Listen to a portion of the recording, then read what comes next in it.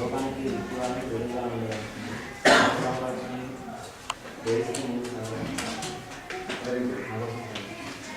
యేసుక్రీస్తుని స్మరణ అంగీకరించావా?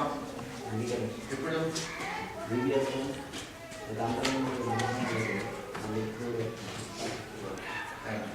నెక్స్ట్ విజయ్. ప్రతిరోజు బయటికి చదవలేదు వ్యక్తిగత ప్రార్థన అంశాలు ఉన్నాయి.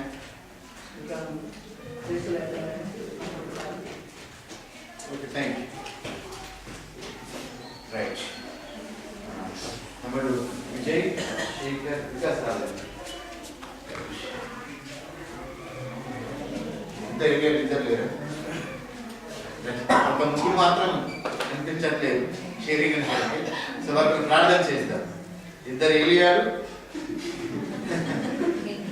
ఓకే వికాస్.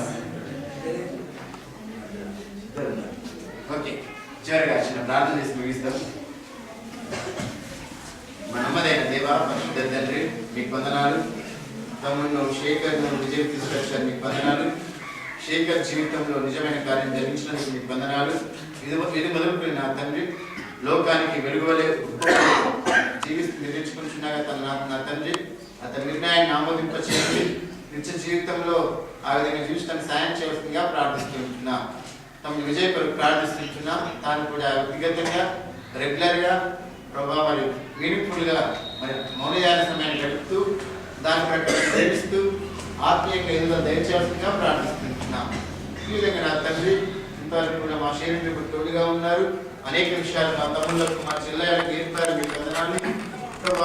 వారి నిజంగా నా తండ్రి వారి జీవితంలో ఒక మైలురాయిగా ఉంది నా తండ్రి.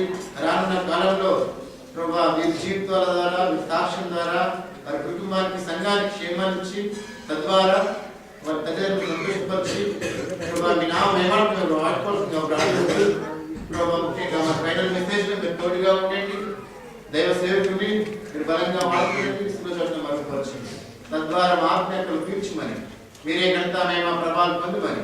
ప్రభా ఎంతో ప్రయాసపడ్డారు మా యొక్క సంఘస్థులు అంతండి.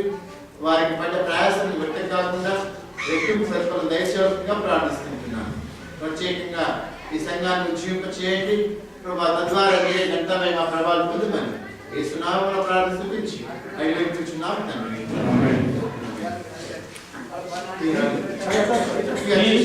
బయట ఇట్లా పోతే కష్టం. బయట బయట వస్తుంది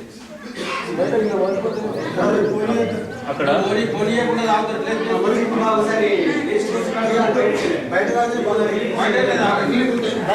బయట పోతే కొంచెం కాళ్ళు సాఫ్ అవుతాయి అంతే.